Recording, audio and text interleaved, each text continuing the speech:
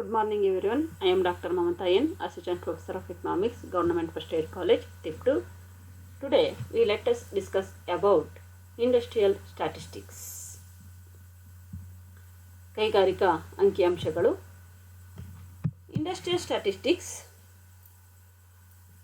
Industry is an important sector in developing and developed countries. It is also gaining importance in underdeveloped or undeveloped countries.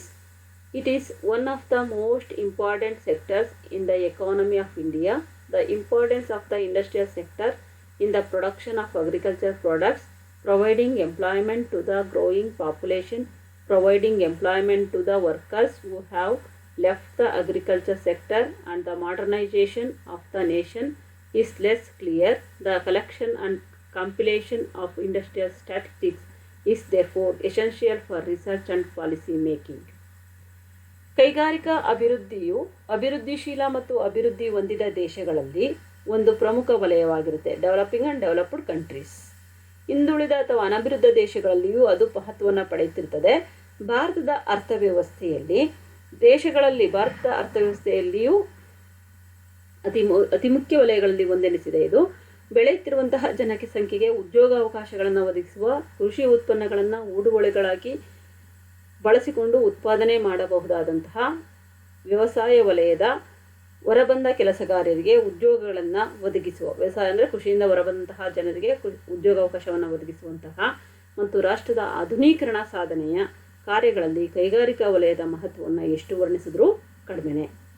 ಯಾಕೆಂದರೆ ಭಾರತ ಸಹ ಅಂದರೆ ವಿಶ್ವದ ಅತಿ ಹೆಚ್ಚು ಕೈಗಾರಿಕೆಗಳನ್ನು ಹೊಂದಿರುವಂತಹ 10 ರಾಷ್ಟ್ರಗಳಲ್ಲಿ ಭಾರತ ಸಹ ಇವತ್ತು ಒಂದು. ಆದ್ದರಿಂದ ಕೈಗಾರಿಕಾ ಅಂಕಿಅಂಶಗಳ ಸಂಗ್ರಹಣೆ ಮತ್ತು ಸಂಕಲನ, ಸಂಶೋಧನೆ ಮತ್ತು ನೀತಿ ನಿರ್ಮಾಣ ಈ ಎರಡೂ ಉದ್ದೇಶಗಳಿಂದ ಇದು ಅತ್ಯವಶ್ಯಕವಾಗಿದೆ. ಆನ್ಯುವಲ್ ಸರ್ವೆ ಆಫ್ ಇಂಡಸ್ಟ್ರೀಸ್, ಕೈಗಾರಿಕಾ ವಾರ್ಷಿಕ ಸಮೀಕ್ಷೆ. The annual survey of industries is the most important source of the industrial statistics in India. It provides valuable information to objectively and realistically assess and eradicate changes in the growth, composition and configuration of the integrated manufacturing sector. It provides information on manufacturing process, repair services, water supply and coolant collectors. ಕೈಗಾರಿಕಾ ವಾರ್ಷಿಕ ಸಮೀಕ್ಷೆಯು ಭಾರತದಲ್ಲಿ ಕೈಗಾರಿಕಾ ಅಂಕಿಅಂಶಗಳ ಪ್ರಮುಖ ಮೂಲವಾಗಿರುತ್ತೆ. ಇದು ಸಂಘಟಿತ ತಯಾರಿಕಾ ವಲಯದ ಬೆಳವಣಿಗೆ, ಸಂಯೋಜನೆ ಮತ್ತು ಸಂರಚನೆಯಲ್ಲಿನ ಬದಲಾವಣೆಗಳನ್ನು ವಸ್ತುನಿಷ್ಠವಾಗಿ ಮತ್ತು ವಾಸ್ತವಿಕವಾಗಿ ಅಂದಾಜು ಮಾಡಲು, ಮೌಲ್ಯೀಕರಿಸಲು ಅಮೂಲ್ಯ ಮಾಹಿತಿಯನ್ನು ಒದಗಿಸುತ್ತೆ.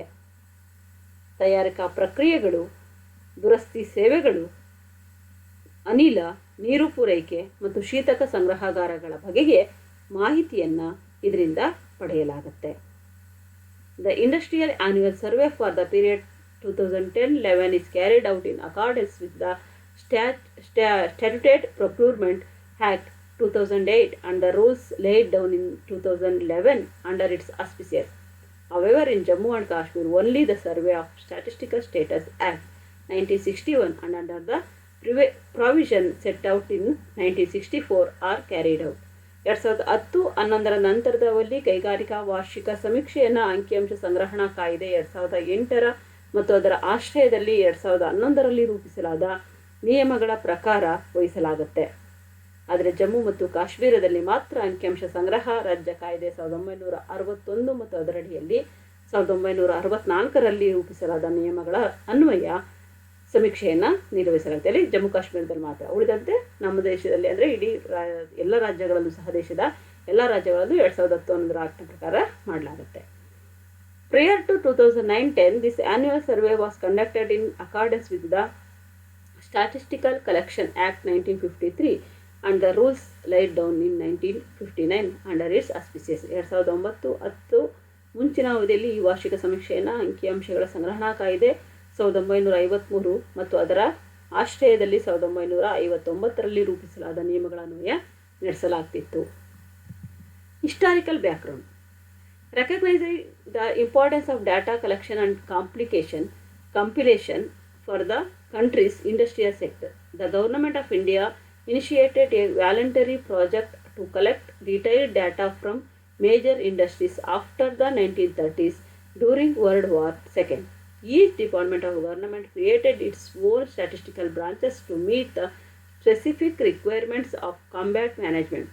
The Directorate of Industrial Statistics was established in the year 1942 on the recommendation of the Royal Commission on Labour. The Directorate of Industrial Statistics was set up in the Ministry of Commerce and Administration in accordance with this act. ದೇಶದ ಕೈಗಾರಿಕಾ ವಲಯಕ್ಕೆ ಸಂಬಂಧಿಸಿದಂತೆ ದತ್ತಾಂಶಗಳ ಸಂಗ್ರಹಣೆ ಮತ್ತು ಸಂಕಲನದ ಮಹತ್ವವನ್ನು ಅರ್ಥ ಮಾಡಿಕೊಂಡು ಭಾರತ ಸರ್ಕಾರ ಪ್ರಮುಖ ಕೈಗಾರಿಕೆಗಳಿಂದ ವಿವರವಾದ ದತ್ತಾಂಶಗಳನ್ನು ಸಂಗ್ರಹಿಸುವ ಸ್ವಪ್ರೇರಣೆಯ ಯೋಜನೆಯೊಂದನ್ನು 1930ರಲ್ಲಿ ಪ್ರಾರಂಭಿಸಿತು. ಎರಡನೇ ಮಹಾಯುದ್ಧದ ಅವಧಿಯಲ್ಲಿ ಯುದ್ಧ ನಿರ್ವಹಣೆಯ ನಿರ್ದಿಷ್ಟ ಅವಶ್ಯಕತೆಗಳನ್ನು ಈಡೇರಿಸಲು ಸರ್ಕಾರದ ಪ್ರತಿಯೊಂದು ಇಲಾಖೆಯು ತನ್ನದೇ ಆದ ಸಂಖ್ಯಾಶಾಸ್ತ್ರೀಯ ಶಾಖೆಗಳನ್ನು ಸ್ಥಾಪಿಸಿತು. ಶ್ರಮದ ಮೇಲಿನ ರಾಯಲ್ ಆಯೋಗ ಶಿಫಾರಸ್ಸಿನ ಮೇರೆಗೆ 1942ರಲ್ಲಿ ಕೈಗಾರಿಕಾ ಅಂಕಿಅಂಶಗಳ ನಿರ್ದೇಶನಾಲಯವನ್ನು ಸ್ಥಾಪಿಸಲಾಯಿತು. ಈ ಕಾಯ್ದೆಗೆ ಅನುಗುಣವಾಗಿ ಆಡಳಿತ ನಿರ್ವಹಣೆಗೆ ವಾಣಿಜ್ಯ ಸಚಿವಾಲಯ 1945ರಲ್ಲಿ ಕೈಗಾರಿಕಾ ಅಂಕಿಅಂಶಗಳ ನಿರ್ದೇಶನಾಲಯವನ್ನು ಅಸ್ತಿತ್ವಕ್ಕೆ ತರಲಾಯಿತು. This directorate started manufacturing census in the year 1946. After independence, the Government of India set up a Central Statistical Institute under the Ministry of 1951. It was established with the aim of harmonizing the wide variety of statistics collected by various organizations. A very comprehensive procurement law was enacted into 1953. This resulted in the repeal of the Industrial Statistics Act, which was later transferred to the Directorate of Industrial Statistics and transferred to the Central Statistical Organization as a branch of Industrial Statistics. ಈ ನಿರ್ದೇಶನಾಲಯ 1946ರಲ್ಲಿ ತಯಾರಿಕಾ ಕೈಗಾರಿಕೆಗಳ ಗಣತಿಯನ್ನು ಆರಂಭಿಸುತ್ತೆ. ನಂತರ ಸ್ವಾತಂತ್ರ್ಯದ ನಂತರ ಭಾರತ ಸರ್ಕಾರ 1951ರಲ್ಲಿ ಸಂಪುಟ ಸಚಿವಾಲಯದ ಅಡಿಯಲ್ಲಿ ಕೇಂದ್ರೀಯ ಸಂಖ್ಯಾಶಾಸ್ತ್ರ ಸಂಸ್ಥೆ ಸೆಂಟ್ರಲ್ ಸ್ಟ್ಯಾಟಿಸ್ಟಿಕಲ್ ಆರ್ಗನೈಜೇಷನ್ CSO ಸ್ಥಾಪಿಸುತ್ತೆ. ವಿವಿಧ ಸಂಸ್ಥೆಗಳ ಸಂಗ್ರಹಿಸುವ ವಿಸ್ತಾರವಾದ ಹಾಗೂ ವಿಧವಾದ ಅಂಕಿಅಂಶಗಳನ್ನು ವಿವಿಧ ಸಂಸ್ಥೆಗಳು ಸಮನ್ವಯಗೊಳಿಸುವಂತಹ ಉದ್ದೇಶದಿಂದ ಇದನ್ನು ಸ್ಥಾಪಿಸಲಾಯಿತು. 1953ರಲ್ಲಿ ಬಹಳ ವಿಸ್ತಾರವಾದ ಅಂಕಿಅಂಶ ಸಂಗ್ರಹಣಾ ಕಾಯ್ದೆಯನ್ನು ಜಾರಿಗೆ ತರಲಾಯಿತು. ಇದರಿಂದ ಕೈಗಾರಿಕಾ ಅಂಕಿಅಂಶಗಳ ಕಾಯ್ದೆ 1942 ರದ್ದಾಗುತ್ತೆ. ನಂತರ 59ರಲ್ಲಿ ಕೈಗಾರಿಕಾ ಅಂಕಿಅಂಶಗಳ ನಿರ್ದೇಶನಾಲಯವನ್ನು ಸಂಪುಟ ಸಚಿವಾಲಯಕ್ಕೆ ವರ್ಗಾಯಿಸಲಾಗುತ್ತೆ ಮತ್ತು ಅದನ್ನು ಕೈಗಾರಿಕಾ ಅಂಕಿಅಂಶಗಳ ಶಾಖೆಯಾಗಿ ಕೇಂದ್ರೀಯ ಸಂಖ್ಯಾಶಾಸ್ತ್ರೀಯ ಸಂಸ್ಥೆಗೆ ಸೇರಿಸಲಾಗುತ್ತೆ. ನೆಕ್ಸ್ಟ್ ಸ್ಕೋಪ್ ಅಂಡ್ ಕವರೇಜ್, ವ್ಯಾಪ್ತಿ ಮತ್ತು ಹರವು. The factories act of the annual survey of industries applies to factories as defined in 1948. 1948ರ ಕಾಯ್ದೆ ಪ್ರಕಾರ ಕೈಗಾರಿಕಾ ವಾರ್ಷಿಕ ಸಮೀಕ್ಷೆಯ ಕಾರ್ಖಾನೆಗಳ ಕಾಯ್ದೆ ವ್ಯಾಖ್ಯಾನಿಸಲಾಗಿರುವಂತಹ ಕಾರ್ಖಾನೆಗಳಿಗೆ ಇದು ಅನ್ವಯಿಸುತ್ತೆ. Annual survey of industry spanning the whole country according to factories act 1978 article 2M. ಕೈಗಾರಿಕೆಗಳ ವಾರ್ಷಿಕ ಸಮೀಕ್ಷೆಯ ಸಂಪೂರ್ಣ ದೇಶಕ್ಕೆ ವ್ಯಾಪಿಸುತ್ತದೆ. ಕಾರ್ಖಾನೆಗಳ ಕಾಯ್ದೆ 1948 ಆಗಬೇಕದು 48ರ ಪ್ರಕಾರ ಅನುಚ್ಛೇದ 2M ಮತ್ತು 2M 1 ಮತ್ತು 2ರ ಅಡಿಯಲ್ಲಿ ನೋಂದಾಯಿತವಾಗಿರುವಂತಹ ಎಲ್ಲ ಕಾರ್ಖಾನೆಗಳು ಅದು ತನ್ನ ವ್ಯಾಪ್ತಿಯಲ್ಲಿ ಒಳಗೊಂಡಿದೆ. ಅಂದರೆ ಅದು ವಿದ್ಯುತ್ ಶಕ್ತಿಯನ್ನು ಉಪಯೋಗಿಸದೆ 20 ಅಥವಾ ಅದಕ್ಕಿಂತ ಹೆಚ್ಚಿನ ಸಂಖ್ಯೆಯ ಕಾರ್ಮಿಕರನ್ನು ನೇಮಿಸಿಕೊಂಡಿರುವಂತಹ ಎಲ್ಲ ಕಾರ್ಖಾನೆಗಳಿಗೆ ಇದು ಅನ್ವಯಿಸುತ್ತೆ. It covers all the factories registered under 1 and 2M2. This means that it is applied to all factories employing 20 or more workers without using electric power. The survey covers the BD and Cigar manufacturing factories under the BD and Cigar Workers Act 1966. ಇದು ಎಲ್ಲ ಕಾರ್ಖಾನೆಗಳಿಗೆ ಅನ್ವಯಿಸುತ್ತೆ. ಸಮೀಕ್ಷೆಯ ಬಿಡಿ ಮತ್ತು cigar ಕೆಲಸಗಾರರ ಕಾಯ್ದೆ 1966ರ ಪ್ರಕಾರ ಬಿಡಿ ಮತ್ತು ಸಿಗರ್ ತಯಾರಿಕಾ ಕಾರ್ಖಾನೆಗಳು ಸಹ ಇದಕ್ಕೆ ಒಳಪಡ್ತವೆ. The survey is done for all power plants engaged in the creation, transmission and distribution of electricity registered with the Central Electricity Authority. The survey covers water supply, refrigerator, automobile repair and long-lasting appliances such as watches. ಅವುಗಳಲ್ಲಿ ಉದ್ಯೋಗ ಗಾತ್ರವು ಎಷ್ಟೇ ಇದ್ರೂ ಸಹ ಕೇಂದ್ರೀಯ ವಿದ್ಯುತ್ ಶಕ್ತಿ ಪ್ರಾಧಿಕಾರದಲ್ಲಿನ ನೋಂದಾಯಿತವಾಗಿರುವಂತಹ ವಿದ್ಯುತ್ ಶಕ್ತಿಯ ಸೃಷ್ಟಿ, ಪ್ರಸಾರ ಮತ್ತು ವಿತರಣೆಯಲ್ಲಿ ನಿರತರಾಗಿರುವಂತಹ ಎಲ್ಲ ವಿದ್ಯುತ್ ಶಕ್ತಿ ಘಟಕಗಳಿಗೆ ಇದು ಅನ್ವಯಿಸುತ್ತೆ. ಈ ಸಮೀಕ್ಷೆಯನ್ನು ನಡೆಸಲಾಗುತ್ತೆ. ನೀರು ಸರಬರಾಜು, ಶೀತಕ ಸಂಗ್ರಹಗಾರ, ಮೋಟಾರು ವಾಹನಗಳ ದುರಸ್ತಿ, ಕೈಗಡಿಯಾರಗಳು ಮುಂತಾದ ಬಹುಕಾಲ ಬಾಳಿಕೆಯ ಅನುಭೋಗಿ ವಸ್ತುಗಳು ಮೊದಲಾದವುಗಳು ಸಮೀಕ್ಷೆಗೆ ಒಳಗೊಳ್ಳುತ್ತವೆ. Defence industries, oil storage and distribution stores, restaurants, hotels, computer service and technical training firms do not fall within the annual survey of industries. ರಕ್ಷಣಾ ಕೈಗಾರಿಕೆಗಳು, ತೈಲ ಸಂಗ್ರಹಣೆ, ವಿತರಣೆಯ ಉಗ್ರಾಣ, ಉಪಹಾರ ಗೃಹಗಳು, ಹೋಟೆಲ್ಗಳು, ಗಣಕಯಂತ್ರ ಸೇವೆಗಳು ಮತ್ತು ತಾಂತ್ರಿಕ ತರಬೇತಿ ಸಂಸ್ಥೆಗಳು ಸಹ ಕೈಗಾರಿಕಾ ವಾರ್ಷಿಕ ಸಮೀಕ್ಷೆಯ ವ್ಯಾಪ್ತಿಯೊಳಗೆ ಬರುವುದಿಲ್ಲ. Thank you. One and all. Next session ASI frame unit of enumeration concept and definition of items. ಕೈಗಾರಿಕಾ ವಾರ್ಷಿಕ ಸಮೀಕ್ಷೆಯ ಚೌಕಟ್ಟು. ASI frame. The ASI frame is based on the lists of registered factory units maintained by the Chief Inspector of Factories in each state and those maintained by registration authorities in respect of BD and cigar establishments and electricity undertakings. The frame is being revised and updated periodically by the regional officers of the field operations divisions of NSSO in consultation with the Chief Inspector of Factories in the state. At the time of revision, the names of the deregistered factories are removed from the ASI frame and those of the newly registered factories are added. In updation, only new registration are added to the existing frame. In spite of regular updating the frame, quite a number of small-sized factories selected for the survey are found to be non-existing in the field and are termed as deleted factories. However, such factories are not taken into consideration for the purpose of tabulation and analysis in this report. ಕೈಗಾರಿಕಾ ವಾರ್ಷಿಕ ಸಮೀಕ್ಷೆಯ ಚೌಕಟ್ಟುಗಳ ರಾಜ್ಯಗಳಿರುವಂತಹ ಕಾರ್ಖಾನೆಗಳ ಮುಖ್ಯ ಪರಿವೀಕ್ಷಕರ ಕಚೇರಿಯಲ್ಲಿ ಇಟ್ಟುಕೊಳ್ಳಲಾಗಿರುವಂತಹ ನೋಂದಾಯಿತ ಕಾರ್ಖಾನೆಗಳ ಮತ್ತು ಘಟಕಗಳ ಪರೀಕ್ಷೆಗಳನ್ನು ಆಧರಿಸಿರುತ್ತೆ. ಆದರೆ ಬಿಡಿ ಮತ್ತು ಸಿಗರ್ ಘಟಕಗಳು ಮತ್ತು ವಿದ್ಯುತ್ ಶಕ್ತಿ ಉದ್ಯಮಗಳಿಗೆ ಸಂಬಂಧಿಸಿದಂತೆ ನೋಂದಣಿ ಅಧಿಕಾರಿಗಳು ಹೊಂದಿರುವ ಮಾಹಿತಿಯನ್ನು ಆಧಾರವಾಗಿ ಇಟ್ಟುಕೊಳ್ಳಲಾಗುತ್ತೆ. ರಾಜ್ಯಗಳಲ್ಲಿ ಕಾರ್ಖಾನೆಗಳ ಮುಖ್ಯ ಪರಿವೀಕ್ಷಕರೊಡನೆ ಸಮಾಲೋಚನೆಯ ಮೂಲಕ ರಾಷ್ಟ್ರೀಯ ಮಾದರಿ ಸಮೀಕ್ಷಾ ಸಂಸ್ಥೆ ಕಾರ್ಯಾಚರಣೆಯನ್ನು ವಿಭಾಗದ ಪ್ರಾಂತೀಯ ಕಚೇರಿಗಳು ಆಗಿಂದಾಗ್ಗೆ ಈ ಚೌಕಟ್ಟನ್ನು ಪುನರ್ ಪರಿಶೀಲಿಸುತ್ತವೆ ಮತ್ತು ಅತ್ಯಂತ ಇತ್ತೀಚಿನದಾಗಿ ಮಾಡುತ್ತವೆ. ಪುನರ್ ಪರಿಶೀಲನೆ ಸಮಯದಲ್ಲಿ ನೋಂದಣಿ ರದ್ದಾಗಿರುವಂತಹ ಕಾರ್ಖಾನೆಗಳು ಕೈಗಾರಿಕೆಗಳ ವಾರ್ಷಿಕ ಸಮೀಕ್ಷೆಯ ಚೌಕಟ್ಟಿನಿಂದ ತೆಗೆದುಹಾಕಲಾಗುತ್ತೆ.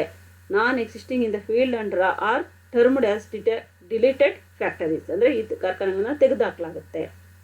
ಕೈಗಾರಿಕಾ ವಾರ್ಷಿಕ ಸಮೀಕ್ಷೆಯ ಚೌಕಟ್ಟಿನಿಂದ ತೆಗೆದುಹಾಕಲಾಗುತ್ತೆ ಮತ್ತು ಹೊಸದಾಗಿ ನೋಂದಾವಣೆಗೊಂಡಿರುವಂತಹ ಕಾರ್ಖಾನೆಗಳನ್ನು ಸೇರ್ಪಡಿಸಲಾಗುತ್ತೆ. However, such factories are not taken into consideration for the purpose of tabulation and analysis in this report. ಚೌಕಟ್ಟನ್ನು ನವೀಕರಿಸಲಾಗುತ್ತಿದ್ದರೂ ಸಹ ಸಮೀಕ್ಷೆಗೆ ಆಯ್ಕೆಗೊಂಡ ಸಣ್ಣ ಗಾತ್ರದ ಹಲವು ಕಾರ್ಖಾನೆಗಳು ಅಸ್ತಿತ್ವದಲ್ಲಿ ಇಲ್ಲದಿರುವುದು ಕಂಡುಬರುತ್ತಂತೆ. ಅಂತಹವುಗಳಿಂದ ಸಮೀಕ್ಷೆಯಿಂದ ಕೈಬಿಡಲಾಗುತ್ತೆ. ನೆಕ್ಸ್ಟ್, ಯೂನಿಟ್ ಆಫ್ ಎನ್ಯುಮರೇಷನ್, ಎಣಿಕೆಯ ಘಟಕ. The primary unit of enumeration in the survey is a factory in the case of manufacturing industries, a workshop in the case of repair services and undertaking or a license in the case of electricity, gas and water supply undertakings and an establishment in the case of BD and cigar industries. The owner of two or more establishments located in the same state and pertaining to the same industry, ground and belonging to census scheme is however permitted to furnish a single consolidated return. Such consolidated returns are common features in the case of BD and cigar establishments, electricity and certain public sector undertakings. ಸಮೀಕ್ಷೆಯಲ್ಲಿ ಎಣಿಕೆಯ ಪ್ರಾಥಮಿಕ ಘಟಕವು ತಯಾರಿಕಾ ಉದ್ಯಮಗಳಿಗೆ ಸಂಬಂಧಿಸಿದಂತೆ ಒಂದು ಕಾರ್ಖಾನೆಯಾಗಿರುತ್ತೆ. ದುರಸ್ತಿ ಸೇವೆಗಳಲ್ಲಿ ಅದು ಒಂದು ಕಾರ್ಯಾಗಾರವಾಗಿರುತ್ತೆ. ವಿದ್ಯುತ್ ಶಕ್ತಿ, ಅನಿಲ ಮತ್ತು ನೀರು ಸರಬರಾಜಿನಲ್ಲಿ ಅದು ಒಂದು ಉದ್ಯಮ ಆಗಿರುತ್ತೆ. ಮತ್ತು ಈ ಬೀಡಿ ಮತ್ತು ಸಿಗರೇಟ್ ತಯಾರಿಕೆಯಲ್ಲಿ ಅದು ಒಂದು ಸಂಸ್ಥಾಪನೆಯಾಗಿರುತ್ತೆ. ಒಂದೇ ರಾಜ್ಯದಲ್ಲಿರುವಂತಹ ಒಂದು ವಿಧದ ಕೈಗಾರಿಕಾ ಗುಂಪಿಗೆ ಸೇರಿರುವ ಮತ್ತು ಒಂದೇ ಗಣತಿ ಯೋಜನೆಗೆ ಸೇರಿರುವ 2 ಅಥವಾ ಹೆಚ್ಚಿನ ಸಂಖ್ಯೆಯ ಸಂಸ್ಥಾಪನೆಗಳ ಮಾಲೀಕರು ಸಂಚಿತವಾದ ಒಂದೇ ಮಾಹಿತಿಯನ್ನು ಸಲ್ಲಿಸಲು ಅವಕಾಶ ಕಲ್ಪಿಸಲಾಗಿರುತ್ತೆ. ಬೀಡಿ ಮತ್ತು ಸಿಗರೇಟ್ಗಳು, ವಿದ್ಯುತ್ ಶಕ್ತಿ ಮತ್ತಿತರ ಕೆಲವು ಸಾರ್ವಜನಿಕ ವಲಯದ ಉದ್ಯಮಗಳಲ್ಲಿ ಈ ರೀತಿಯ ಏಕಮಾತ್ರ ಮಾಹಿತಿ ಸಲ್ಲಿಕೆಗಳು ವ್ಯಾಪಕವಾಗಿ ಗಮನಕ್ಕೆ ಬರುತ್ತವೆ. Concepts of definition of items. ಪರಿಕಲ್ಪನೆಗಳು ಮತ್ತು ಬಾಬ್ತುಗಳ ವ್ಯಾಖ್ಯೆಗಳು. The concepts and definition of items collected through ASI schedule are given below. ಕೈಗಾರಿಕಾ ವಾರ್ಷಿಕ ಸಮೀಕ್ಷೆಯ ಪರಿಶಿಷ್ಟದ ಮೂಲಕ ಸಂಗ್ರಹಿಸಲಾಗುವಂತಹ ಮಾಹಿತಿಗಳ ಪರಿಕಲ್ಪನೆಗಳು ಮತ್ತು ವ್ಯಾಖ್ಯೆಗಳು ಮುಂದಿನಂತಿದ್ದಾವೆ. ಫಸ್ಟ್ ಒನ್, ರೆಫರೆನ್ಸ್ ಇಯರ್, ವ್ಯಾಪ್ತಿ ಅಥವಾ ವಹಿಸಲಾದ ವರ್ಷ.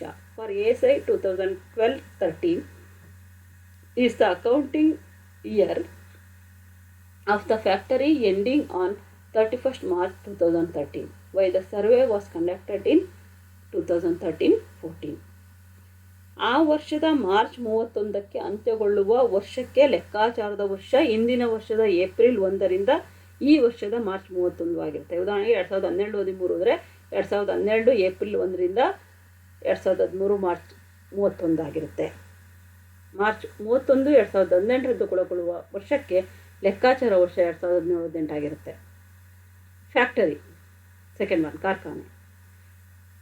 The factory is one that is registered under section 2M1 and 2M2 of the Factories Act 1948. The section 2M1 and 2 refer to any permission including the presents thereof whereon 10 or more workers are working or were working on any day of the preceding 12 months and in any part of which a manufacturing process is being carried on with the aid of power is ordinarily so carried on.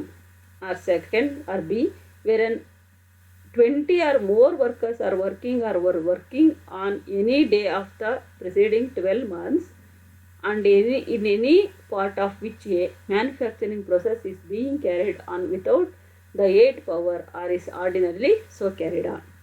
ಕಾರ್ಖಾನೆ ಅಂದರೆ ಇಲ್ಲಿ ಕಾರ್ಖಾನೆಗಳ ಕಾಯಿದೆ 1948ರ ಅನುಚ್ಛೇದ 2M ಮತ್ತು 2M2 ಎರಡರ ನೋಂದಾವಣಿಗೊಂಡಿರುವಂತಹ ಉದ್ಯಮ ಎಂದರ್ಥ.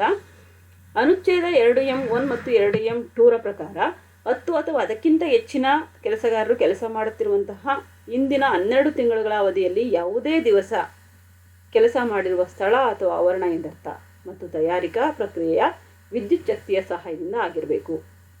ಎರಡನೇದು, 20 ಅಥವಾ ಅದಕ್ಕಿಂತ ಹೆಚ್ಚಿನ ಸಂಖ್ಯೆಯ ಕೆಲಸಗಾರರು ಕೆಲಸ ಮಾಡುತ್ತಿರುವ ಅಥವಾ ಇಂದಿನ 12 ತಿಂಗಳುಗಳಲ್ಲಿ ಯಾವುದೇ ದಿವಸ ಕೆಲಸ ಮಾಡಿದರೆ ಅಂದರೆ ಮಾಡಿರುವ ಸ್ಥಳ ಮತ್ತು ತಯಾರಿಕೆಯು ವಿದ್ಯುತ್ ಶಕ್ತಿಯ ಸಹಾಯದಿಂದ ಅಥವಾ ಸಹಾಯವಿಲ್ಲದೆ ನೆರವೇರಿರಬೇಕು. ಇದು factory. Third one, fixed assets or fixed capital represent the depreciate value of fixed assets owned by the fixed assets or capital owned by the factory as on the closing day of accounting year. Fixed assets are those that have normal productive life of more than 1 year. Fixed capital includes land including leasehold land, buildings, plant, machineries, furniture, fixtures, transport, equipment, water system, roadways and other fixed assets such as hospitals, schools, etc. used for the benefit of the factory personnel. ಇಲ್ಲಿ ಸ್ಥಿರ ಸ್ವತ್ತುಗಳು ಅಂತ ಅಥವಾ ಆಸ್ತಿಗಳು ಅಥವಾ ಬಂಡವಾಳ. ಲೆಕ್ಕಾಚಾರ ವರ್ಷದ ಕೊನೆಯ ದಿನದಂದು ಕಾರ್ಖಾನೆಯ ಒಡೆತನದಲ್ಲಿರುವಂತಹ ಸ್ಥಿರ ಸ್ವತ್ತುಗಳ ಸವಕಳಿಯ ನಂತರದ ಮೌಲ್ಯಕ್ಕೆ ಸ್ಥಿರ ಸ್ವತ್ತುಗಳು ಅಂತ ಕರಿತೀವಿ. ಭೂಮಿ, ಕಟ್ಟಡ, ಯಂತ್ರೋಪಕರಣಗಳು, ಪೀಠೋಪಕರಣಗಳು, ಸಾರಿಗೆ ಸಾಮಗ್ರಿಗಳು ಮೊದಲಾದವು ಸ್ಥಿರ ಸ್ವತ್ತುಗಳಿಗೆ ಉದಾಹರಣೆಗಳಾಗಿರ್ತವೆ. ಈ ಸ್ಥಿರ ಸ್ವತ್ತುಗಳು ಒಂದು ವರ್ಷಕ್ಕಿಂತ ಹೆಚ್ಚಿನ ಜೀವಿತಾವಧಿ ಹೊಂದಿರುವಂತಹ ಸ್ವತ್ತುಗಳಾಗಿರ್ತವೆ, ಅಂದರೆ ಡ್ಯೂರಬಲ್ ಗೂಡ್ಸ್ ಆಗಿರ್ತವೆ ಎಲ್ಲ. ನೆಕ್ಸ್ಟ್, ಫಿಸಿಕಲ್ ವರ್ಕಿಂಗ್ ಕ್ಯಾಪಿಟಲ್, ಭೌತಿಕ ದುಡಿಯುವ ಬಂಡವಾಳ. ಇದು ಕಚ್ಚಾ ವಸ್ತುಗಳ ಇಂಧನ, ಬಿಡಿಭಾಗಗಳು, ತಯಾರಿಸಿದಂತಹ ಅರೆ ತಯಾರಿಸಿದ ಸರಕುಗಳು ಮೊದಲಾದವುಗಳ ದಾಸ್ತಾನನ್ನು ಒಳಗೊಳ್ಳುತ್ತೆ. Is the total inventories comprising a raw materials and components, fuels and lubricants, spares, stores, others, semi finished goods and finished goods as on the closing day of the accounting year. ಆ ವರ್ಷದ ಕೊನೆಯ ದಿನಕ್ಕೆ ಇಲ್ಲಿರುವಂತಹದ್ದೇನಪ್ಪ, lubricants ಇರ್ಬೋದು, ಆಯಿಲ್ಗಳು, ಫ್ಯೂಯಲ್ಸ್ಗಳಿರ್ಬೋದು, spares, stores, others, semi finished ಅಂದರೆ ಇಲ್ಲಿ ಕಚ್ಚಾ ವಸ್ತುಗಳು, ಇಂಧನದ ಬಿಡಿಭಾಗಗಳು ಇವೆಲ್ಲವೂ ಸಹ ಸೇರ್ಕೊಂಡಿರ್ತವೆ. It does not include the stock of the materials, fuel, stores etcetera supplied by others the factory of processing and finished goods and proceed with the factory from raw materials supplied by the others. ಕಚ್ಚಾ ವಸ್ತುಗಳನ್ನು ಒಳಗೊಂಡಿರುವಂಥದ್ದಾಗಿರುತ್ತೆ. Fifth one, working capital, ದುಡಿಯುವ ಬಂಡವಾಳ. Working capital is the sum total of the physical working capital as already defined above and cash deposit in hand and at the bank and the net balance receivable over amounts payable at the end of the accounting year. Working capital, however, excludes unused overdraft facility, fixed deposits, advances for acquisition of fixed assets, loans and advances by proprietaries and partners of their purpose and duration, irrespective of their purpose and duration, long-term loans and investments. Physical working capital ಅಂದರೆ, working capital ಅಂದರೆ ಇಲ್ಲಿ ನಾವೇನಂತ ಭೌತಿಕ ದುಡಿಯುವ ಬಂಡವಾಳ, ಕೈಯಲ್ಲಿರುವಂತಹ ನಗದು ಹಣ, ಬ್ಯಾಂಕಿನಲ್ಲಿರುವ ಹಣ ಎಲ್ಲವನ್ನ ಸಹ ಒಳಗೊಂಡಿರುತ್ತೆ. ಇದು ದಿನನಿತ್ಯದ ದುಡಿಮೆಗೆ ಲಭ್ಯವಿರುವಂತಹ ಬಂಡವಾಳ ಆಗಿರುತ್ತೆ. ಪ್ರೊಡಕ್ಟಿವ್ ಕ್ಯಾಪಿಟಲ್, ಉತ್ಪಾದಕ ಬಂಡವಾಳ, is the total fixed capital and working capital as defined above. ಅಂದರೆ ಇದು ಸ್ಥಿರ ಬಂಡವಾಳ ಮತ್ತು ದುಡಿಯುವ ಬಂಡವಾಳದ ಒಟ್ಟು ಭಾಗ ಆಗಿರುತ್ತೆ ಅಥವಾ ಮೊತ್ತ ಆಗಿರುತ್ತೆ. ಸೆವೆಂತ್ ಒನ್, ಇನ್ವೆಸ್ಟೆಡ್ ಕ್ಯಾಪಿಟಲ್, ಹೂಡಿಕೆ ಮಾಡಲಾದಂತಹ ಬಂಡವಾಳ, is the total of fixed capital and physical working capital is defined above. ನಾವು ಹೂಡಿಕೆ ಮಾಡಲಾದ ಬಂಡವಾಳ ಅಂತಂದರೆ ಇಲ್ಲಿ ಅಂತ ಕರಿತೀವಿ ಅಂದರೆ ಒಟ್ಟು ಸ್ಥಿರ ದುಡಿಯುವ ಬಂಡವಾಳದ ಒಟ್ಟು ಮೊತ್ತ. ಫಿಕ್ಸೆಡ್ ಅಂದರೆ ಸ್ಥಿರವಾದಂತಹ ಒಂದು ಬಂಡವಾಳ, ಇದನ್ನು ಪ್ರೊಡಕ್ಟಿವ್ ಕ್ಯಾಪಿಟಲ್ ಅಂತ ಕರಿತೀವಿ ನಾವು. ಇನ್ವೆಸ್ಟ್ ಕ್ಯಾಪಿಟಲ್ ಅಂತ. The fixed capital and physical working ಅಂದರೆ ಕಾರ್ಯವನ್ನು ನಿರ್ವಹಿಸುವಂತಹ ಅಥವಾ ದುಡಿಯುವಂತಹ ಬಂಡವಾಳವನ್ನು ನಾವು ಇನ್ವೆಸ್ಟೆಡ್ ಕ್ಯಾಪಿಟಲ್ ಅಂತ ಕರಿತೀವಿ. Eighth one, gross value of plant and machinery, ಸ್ಥಾವರ ಮತ್ತು ಯಂತ್ರೋಪಕರಣಗಳ ಒಟ್ಟು ಮೌಲ್ಯ ಅಂತ. Represent the total original value of installed plant and machinery at the end of the accounting year. It includes the book value of the newly installed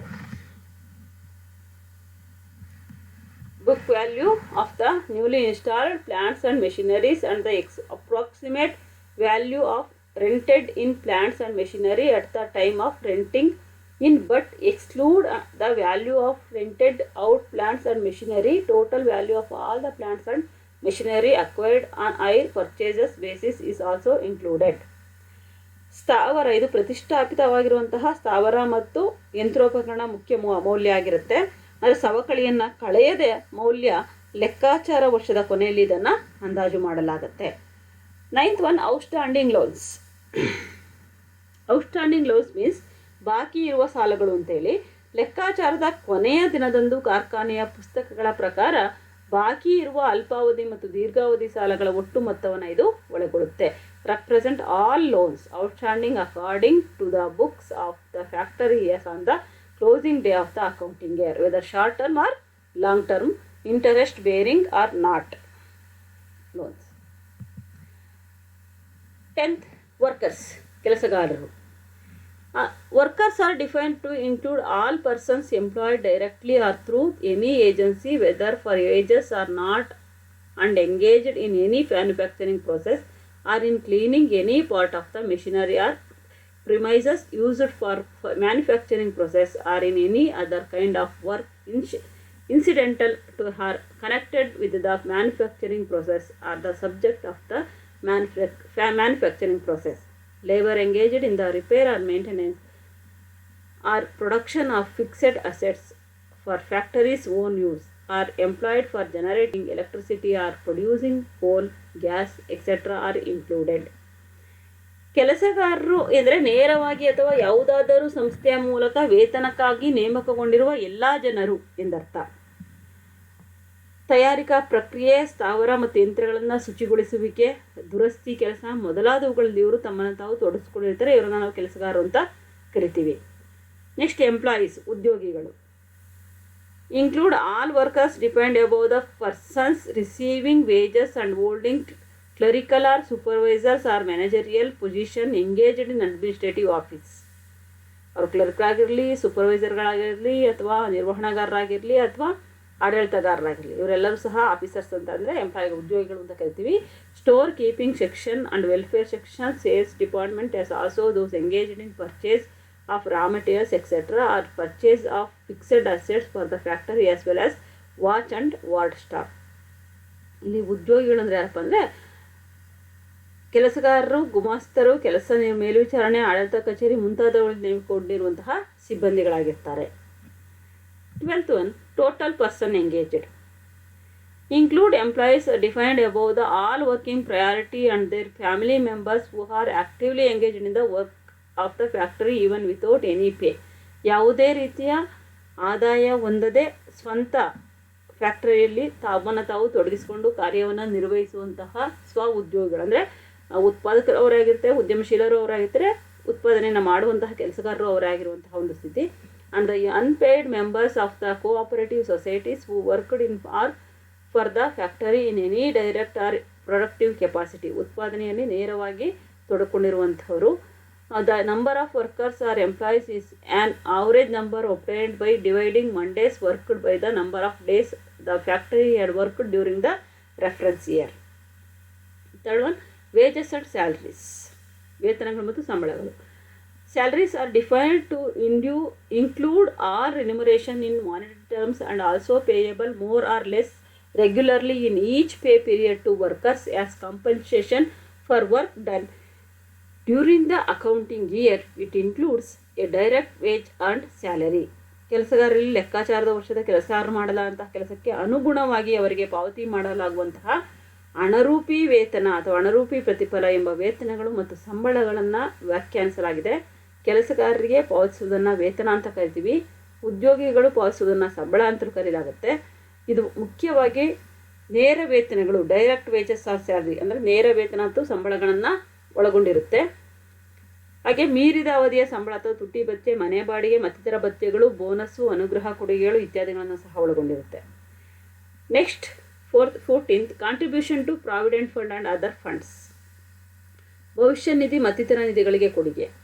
Include old age benefit like provident fund, pension, gratuity, etc. and employees contribution towards other social security charges such as employees state insurance, compensation for work injuries and occupational disease, provident fund like insurance, retirement and lay-off benefits.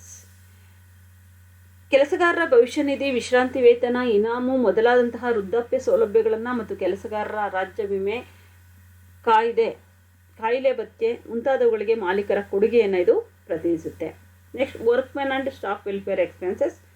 ವರ್ಕ್ಮೆನ್ ಅಂತಂದರೆ include group benefits like direct expenditure on maternity crutches. ಏನು ಈ ಒಂದು maternity ಸಂದರ್ಭದಲ್ಲಿ ನೇರವಾಗಿ ಕೆಲಸ ಅಂದರೆ ವೆಚ್ಚವನ್ನು ಮಾಡುವಂಥವ್ರು ಇರ್ತಾರೆ, ಅವರನ್ನು ಇಲ್ಲಿ ನೋಡ್ತೀವಿ.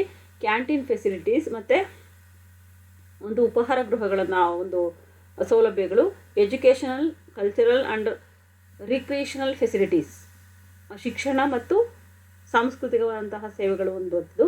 And grants to trade union, cooperative stores etcetera meant for employees. ಇವುಗಳಲ್ಲಿ ಕೆಲಸ ಮಾಡುವಂತಹವರನ್ನು ನಾವಿಲ್ಲಿ ವರ್ಕ್ಮೆನ್ ಅಂತ ಕರಿತೀವಿ. ನೆಕ್ಸ್ಟ್ 16 ಟೋಟಲ್ ಎಮೋಲ್ಮೆಂಟ್ಸ್ ಅಂತ. ಟೋಟಲ್ ಎಮೋಲ್ಮೆಂಟ್ಸ್ ಅಂತಂದರೆ ಇಲ್ಲಿ ಒಟ್ಟು ಪಗಾರ ಮತ್ತು ಸಂಬಳವನ್ನು ಪಡೆಯುವಂಥವ್ರು. ಇಲ್ಲಿ ವೇತನಗಳು, ಸಂಬಳಗಳು ಮತ್ತು ಬೋನಸ್ನ ಒಟ್ಟು ಮೊತ್ತವನ್ನು ಒಟ್ಟು ಪಗಾರ ಎಂದು ಕರೆಯಲಾಗುತ್ತೆ. ಅದನ್ನಾದರೂ ನೀವು ಯಾವ್ಯಾವ ರೂಪದಲ್ಲಾದರೂ ಸಂಬಳ ತಗೊಳ್ಳಿ, ಅದೆಲ್ಲವೂ ಸೇರಿದ್ರೆ ಒಟ್ಟು ಪಗಾರ ಅಂತ ಆಗುತ್ತೆ. ನೆಕ್ಸ್ಟ್ ಟೋಟಲ್ ಇನ್ಪುಟ್ ಅಂದರೆ ಒಟ್ಟು ಒಳಸುರಿ ಅಥವಾ ಉಡುವಳಿ ಅಂತ. ಟೋಟಲ್ ಇನ್ಪುಟ್ ಉತ್ಪನ್ನ, ಸರಕುಗಳ ಉತ್ಪಾದನೆಗೆ ಬಳಸಲಾಗುವ ವೆಚ್ಚದ ಅಂಶಗಳನ್ನು ಇದು ಒಳಗೊಳ್ಳುತ್ತೆ. ಇದು ಮುಖ್ಯವಾಗಿ ಉಪಯೋಗಿಸಲಾಗುವಂತಹ ಇಂಧನ ಮತ್ತು ಸಾಮಗ್ರಿಗಳ ಒಟ್ಟು ಮೌಲ್ಯ, ದುರಸ್ತಿಗಾಗಿ ಬಳಸಲಾದಂತಹ ಸಾಮಗ್ರಿಗಳ ವೆಚ್ಚ, ಸಾಗಾಣಿಕೆ ವೆಚ್ಚ, ತೆರಿಗೆಗಳು, ಅಂಚೆ ವೆಚ್ಚ, ದೂರವಾಣಿ ವೆಚ್ಚ, ವಿಮಾ ವೆಚ್ಚ, ಮುದ್ರಣ ವೆಚ್ಚ, ಬ್ಯಾಂಕೋದ್ಯಮ ವೆಚ್ಚ ಮೊದಲಾದವುಗಳನ್ನು ಒಳಗೊಂಡಿರುತ್ತೆ. Next total output. ಕಾರ್ಖಾನೆಯಲ್ಲಿ ಉತ್ಪಾದಿಸಿ ಅಲ್ಲಿಂದ ಹೊರಹೋಗುವ ಉತ್ಪನ್ನಗಳ ಅಥವಾ ಉಪ ಉತ್ಪನ್ನಗಳ ಮೌಲ್ಯವನ್ನು ಇದು ಒಳಗೊಳ್ಳುತ್ತೆ. ಇತರರು ಪೂರೈಕೆ ಮಾಡಿದ ಸಾಮಗ್ರಿಗಳನ್ನು ಬಳಸಿ ಅವರಿಗಾಗಿ ಮಾಡಲಾದ ಕೆಲಸವು ಒಟ್ಟು ಉತ್ಪನ್ನದ ವ್ಯಾಪ್ತಿಯಲ್ಲಿ ಬರುತ್ತೆ. ನೆಕ್ಸ್ಟ್ ಡಿಪ್ರಿಷಿಯೇಷನ್, ಸವಕಳಿ. ಸ್ಥಿರ ಬಂಡವಾಳದ ಸತತವಾದ ಬಳಕೆಯಿಂದ ಆಗುವ ಸವೆತವನ್ನು ಸವಕಳಿ ಅಂತ ಕರೆಯಲಾಗುತ್ತೆ. ಲೆಕ್ಕಾಚಾರದ ವರ್ಷದಲ್ಲಿ ಈ ಮೌಲ್ಯವನ್ನು ಈ ಸವೆತವನ್ನು ಲೆಕ್ಕಾಚಾರ ಮಾಡಿ ಯಂತ್ರೋಪಕರಣಗಳ ಮತ್ತಿತರ ಸ್ಥಿರ ಬಂಡವಾಳ ಮೌಲ್ಯವನ್ನು ಕಂಡುಹಿಡಿಯಲಾಗುತ್ತೆ. ನೆಕ್ಸ್ಟ್, ನೆಟ್ ವ್ಯಾಲ್ಯೂ ಆ್ಯಡೆಡ್, ನಿವ್ವಳ ಮೌಲ್ಯ ಸೇರ್ಪಡೆ. ಒಟ್ಟು ಉತ್ಪನ್ನದಿಂದ ಒಟ್ಟು ಹೂಡುವಳಿ ಮತ್ತು ಸವಕಳಿಯನ್ನು ಕಳೆದಾಗ ನಿವ್ವಳ ಉತ್ಪನ್ನ ಸೇರ್ಪಡೆಯಾಗುತ್ತೆ. ಲಾಸ್ಟ್, ಪ್ರೆಸೆಂಟೇಷನ್ ಆಫ್ ಡಾಟಾ, ದತ್ತಾಂಶಗಳ ನಿರೂಪಣೆ. ಕೈಗಾರಿಕೆಗಳ ವಾರ್ಷಿಕ ಸಮೀಕ್ಷೆಯ ಫಲಿತಾಂಶಗಳನ್ನು ಪ್ರಕಟಿಸಿದ ವರದಿಗಳ ರೂಪದಲ್ಲಿ ನಿರೂಪಿಸಲಾಗುತ್ತದೆ ಅಥವಾ ವರ್ಣಿಸಲಾಗುತ್ತೆ. ಇದಿಷ್ಟು ಎಎಸ್ಐ ಫ್ರೇಮ್ ಅಂದರೆ ಈ ಒಂದು ಪರಿಕಲ್ಪನೆಗಳಾಗಿರುತ್ತೆ. Thank you one and all.